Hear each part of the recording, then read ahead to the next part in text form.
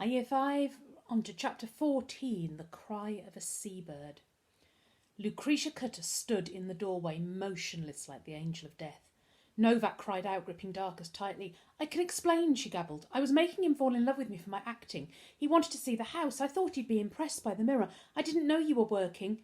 Lucretia Cutter wasn't listening to her daughter. She was staring at Darkus. "I'll show him right out now, shall I?" Novak's voice was rising in pitch and volume. Lucretia Cutter finally spoke. "I think not." Novak gave a terrified squeak. Darkus felt like a rabbit trapped in the sights of a hungry hawk, and he stared at the ground. "I've seen you before, boy, haven't I?" Darkus shook his head and kept his eyes on the floor. "What's your name?" "Daniel Dowie, miss," he mumbled. Novak looked at him and then away. Lucretia Cutter moved her head, tipping first one ear up to the ceiling and then the other. "I see you've bought me a present, Daniel. How kind." Darkus looked up, confused, and she smiled at him, her mouth stretching freakishly wide across her face. His heart jumped up and down so hard inside his chest that he thought she would surely be able to hear it. "Present? No, but you're wrong. Look." She lifted the end of one of her sticks and pointed. "You've bought me a Chalcosoma caucasus for my collection." Darkus looked, and there was Baxter standing proudly on his shoulder. He must have climbed from the broken jar and out of the top of the backpack. The beetle was very still, his eyes fixed on Lucretia Cutter. Darkus clenched his fists. He wasn't going to let this woman come anywhere near Baxter. Novak suddenly launched herself at her mother, catching her off guard and pushing her backwards through the doorway. "Run! Run! Run!" she screamed, as she wrapped her arms around her mother's skirt, and they both fell to the ground in a tangle. Darkus bolted out the door, and Baxter leapt into the air, flying at his shoulder. Out of the corner of his eye, Darkus saw two black claws kicking out of Lucretia Cutter's skirts. He raced down the hallway towards the lift, praying for it to still be there. A shocking, hissing noise exploded out of the room behind him. It was like the noise Baxter had made to ward off Robbie and the clones, only 100 times louder. The lift was there. Novak had left the gate open. Darkus hurled himself forwards, clattering into the lift, slamming his hands on all the buttons. Nothing happened. The gate, he had to close it. She was coming. Lucretia Cutter was impossibly tall. Her head brushed against the ceiling as she skittered towards him at horrific speed, her arms thrown wide, an ebony cane pointed at him. Darkus froze in terror. There was an ear-shattering crack. Splinters of wood from the back wall of the lift sprayed against his neck. Darkus stumbled forward in shock. She had shot at him. Baxter rounded angrily, flying out of the lift straight at her. Lucretia Cutter swiped at the beetle with one stick, trying to hit him with the other as he circled her head. "Ah!" She shrieked with rage as Baxter dragged all 6 of his sharp claws across her neck. Her canes fell to the floor as she lifted her left hand to cover the bleeding scratches, her right hand grabbing at the rhinoceros beetle. "I'll smash your exoskeleton like an egg," she howled as she thrashed around. Baxter dodged about, flying at her face again and again with his horn down, hissing loudly. Darkus grabbed the brass latticed gate and slammed it shut. "Baxter!" he screamed. The lift door started to close. "Baxter!" he cried again. The beetle looped up and flew back towards the lift just as the door shut and the box lurched, dropping down. When the lift stopped and the door opened again, Darkus pulled aside the gate and fell to his knees. His breath and his heart were all he could hear. He felt sick. What had happened to Novak? He thought about that blood-curdling hissing noise. Baxter was still up there with that monster of a woman. He shuddered. Whatever she wasn't human.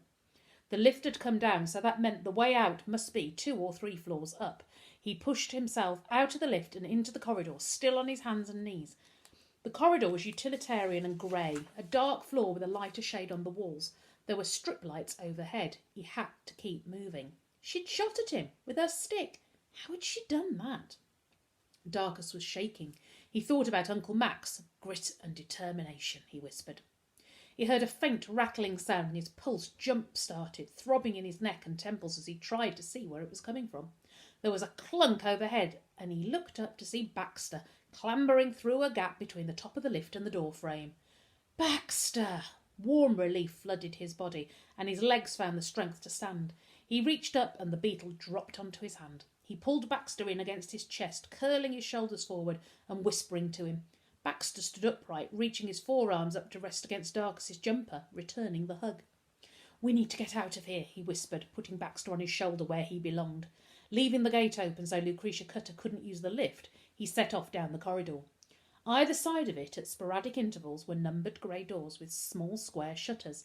He tried a few, but all the doors were locked. He guessed these were the cells that Novak had referred to. He needed to find a staircase and get to the ground floor. Maybe he could climb out of a window. Turning a corner, the hallway continued. To the right was a white door. He tried it, and it opened. Cautiously peering in, Darker saw a wall of subdued green light, divided into rectangles. He felt for the light switch, and the strip lights flickered on. The room was full of tanks and aquariums, each teeming with a different species of beetle.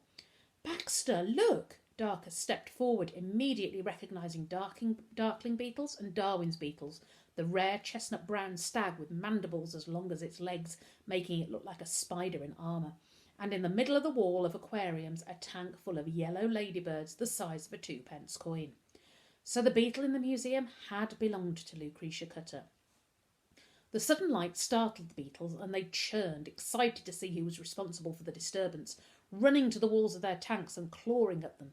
The Darwin's beetles bashed their antlers against the glass as if trying to get at him, and a tank of vicious-looking giant tiger beetles screeched and gnashed their mandibles together threateningly. Darkus was shocked by the howling cacophony of hisses and chirps that rose out of the aquariums as the aggressive beetles threw themselves at the wall of their prisons, clambering over one another in their frenzied desire to get at him. These beetles were totally different from the ones in the mountain. His beetles at Nelson Parade were peaceful and calm. Darkus took another step forward to try and quieten the insects, but Baxter rose up off his shoulder and tugged at his jumper with his legs, pulling him away. The tank holding the Darwin's beetles shifted forwards an inch, and then another, as a multitude of giant jaws hammered against the glass in unison. If it dropped off the shelf, the glass would smash and the beetles would escape. Darkus suddenly realised Baxter wasn't hissing back or readying himself to attack. He was trying to tell him to run away. The tank with the Darwins jumped forwards again. Darkus spun around and ran out of the door back into the corridor. An eerie wail like the distant call of a seabird echoed up the hallway. The hairs on the back of Darkus's neck lifted and he shivered, but he couldn't go back, so, taking a deep breath, he moved forwards towards the sound. He hoped fervently that he'd find a staircase before he encountered whatever was making that noise. But as he got closer, a tone in the mournful wail vibrated like a harp string in his chest. Tears sprang into his eyes, and he started running. The sound was a man crying, and Darkus recognised that crying with every atom of his body. "Dad!" he shouted. The crying stopped. "Dad? Darkus?" came a stunned reply from somewhere just ahead of him. It was the sound he'd craved for 6 torturous weeks. He'd dreamt about it. Now he was really hearing it, and the sound of that one word set fire to his soul. "Dad!" Darkus cried out, running faster. Suddenly a door to his left opened, and a pair of arms reached out and grabbed him. A hand covered his mouth, and an arm wrapped around his waist, lifting him off the floor. He tried to cry out and kick, but he wasn't strong enough. He was dragged backwards into a wine cellar. "Stop fighting me, boy. I've got to get you out of here before you get yourself killed." Darkus went limp. He recognised the French accent, which I'm sorry, I can't do. It was the butler. Gerard let go, and Darkus pulled away. "No, I'm not leaving. My dad's here. Darkus felt something strike him hard on the back of his head. His neck flamed hot, and everything spun. "Forgive me," he heard the butler say as the word faded away. "Madame is coming, and she must not find you."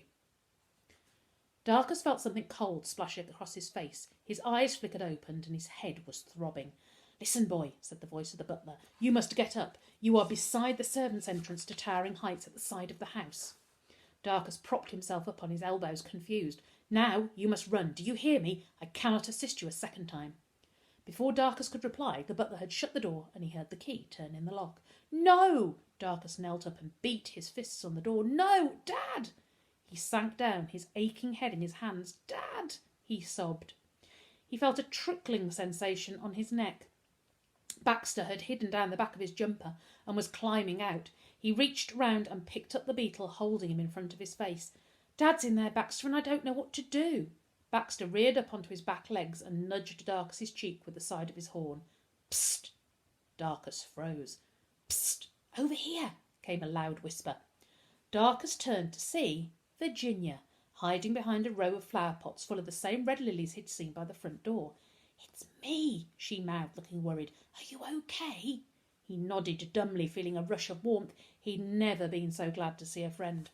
"I know you didn't want us to come, but we did anyway, and then I saw the butler lay you out on the floor like you were dead, and the gate open for a delivery van, and I had to make sure you were—" "I'm alive," Darcus said, rubbing the tender lump on the back of his head.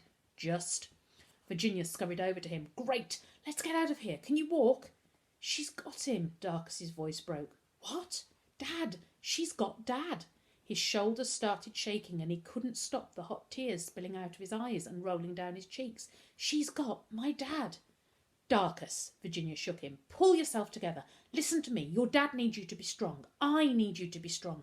Come on, please. You won't be able to rescue him if you get yourself caught." She hauled him to his feet. "Now, follow me." They reached the corner of the building. The gate was still open, and less than 20 metres away, Virginia peeped around to make sure the coast was clear. "OK, we're going to run on 3, she whispered. 1, 2... She stopped suddenly, pulling Darcus back against the wall. "Get out!" Lucretia Scudder screeched as Pickering and Humphrey stumbled backwards out of towering heights. "We didn't bring a beetle," Pickering insisted. "We don't know any boys," Humphrey blustered. Lucretia Cutter poked one of her sticks into Humphrey's spongy chest. "I'm coming to get my beetles tomorrow. First thing." "Tomorrow?" Pickering blinked. "But I thought—" "Tomorrow!" The door slammed shut. The confused cousins stared at each other and then staggered down the path and out of the gate, squabbling. 3! Virginia sprinted towards the closing gate and Darcus ran after her. They darted through just before it clanged shut. Oh, we know where Darcus's dad now is, anyway.